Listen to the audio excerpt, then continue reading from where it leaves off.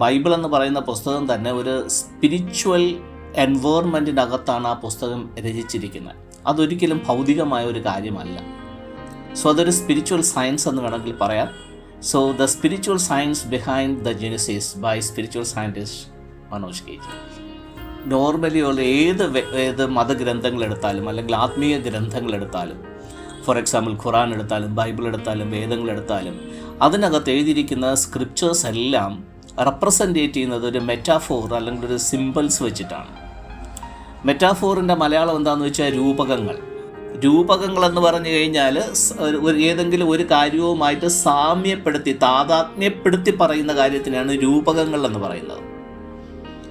അതായത് നമുക്ക് മനസ്സിലാകുന്ന മനുഷ്യൻ്റെ ബുദ്ധിക്കും യുക്തിക്കും മനുഷ്യൻ്റെ ചിന്തയ്ക്കുമൊക്കെ ഡൈജസ്റ്റ് ആകുന്ന രീതിയിലുള്ള കാര്യങ്ങളിലൂടെ മറ്റൊരു കാര്യത്തെ അവതരിപ്പിക്കുന്നതിനാണ് ഈ രൂപകങ്ങൾ ഉപയോഗിക്കുന്നത്.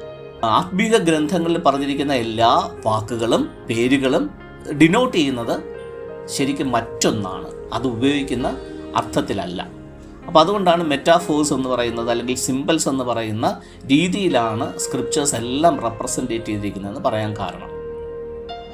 ഇനി ഓരോ കാലഘട്ടത്തിൽ എഴുതിയത് ആ കാലഘട്ടവുമായി അനുബന്ധമായിട്ടുള്ള മെറ്റാഫോഴ്സ് ഉപയോഗിച്ചിട്ട് അല്ലെങ്കിൽ സിമ്പിൾസ് ഉപയോഗിച്ചിട്ടായിരിക്കും. സോ അത് ഈ കാലഘട്ടത്തിലേക്ക് വരുമ്പോൾ ചിലപ്പോൾ നമുക്ക് പെട്ടെന്ന് അതിൻ്റെ അർത്ഥം ചിലപ്പോൾ മനസ്സിലായെന്നിരിക്കത്തില്ല.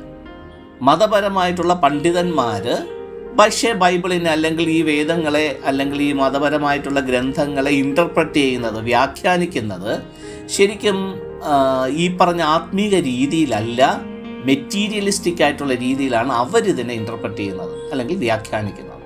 കാരണം അവർക്ക് അതേ അറിയത്തുള്ളൂ. ബൈബിളിൻ്റെ അകത്തുള്ള സ്ക്രിപ്റ്റേഴ്സും മെറ്റീരിയലിസ്റ്റിക് ആയിട്ടുള്ള അല്ലെങ്കിൽ ഫിസിക്കലായിട്ടുള്ള വേൾഡുമായിട്ട് ഒരു ബന്ധവുമില്ലാത്തതാണ്. അപ്പോൾ ബൈബിളിൽ പറയുന്ന കാര്യങ്ങളെല്ലാം ആത്മീകമാണ്. അത് ഒരു വ്യക്തിയുടെ സെൽഫുമായിട്ട് ബന്ധപ്പെട്ടതാണ്, അല്ലെങ്കിൽ മൈൻഡുമായിട്ട് ബന്ധപ്പെട്ടതാണ്, അല്ലെങ്കിൽ സ്പിരിച്വൽ റെലവുമായിട്ടുള്ള ബന്ധപ്പെട്ടുള്ള കാര്യങ്ങളാണ് എപ്പോഴും ആത്മീയ ഗ്രന്ഥങ്ങൾ എസ്പെഷ്യലി ബൈബിൾ പറയുന്നത്. അല്ലാതെ മെറ്റീരിയലിസ്റ്റിക് ആയിട്ടുള്ള അല്ലെങ്കിൽ ഫിസിക്കലായിട്ടുള്ള വേൾഡുമായിട്ട് ബന്ധപ്പെട്ടിട്ടുള്ള കാര്യം അല്ല. അപ്പോൾ ബൈബിൾ സ്ക്രിപ്റ്റേഴ്സ് എപ്പോഴും പറയുന്നത് നമുക്ക് പുറത്തുള്ള കാര്യമല്ല, നമ്മെക്കുറിച്ചും നമ്മുടെ സ്വന്തം ആത്മീയ ജീവിതത്തെക്കുറിച്ചും ആത്മീയ യാത്രയെക്കുറിച്ചുമൊക്കെയാണ് ബൈബിൾ സ്ക്രിപ്റ്റേഴ്സ് പറയുന്നത്, അല്ലാതെ പുറമേ ഉള്ളൊരു കാര്യമല്ല. So when we know the truth in the scriptures, the truth will set you free.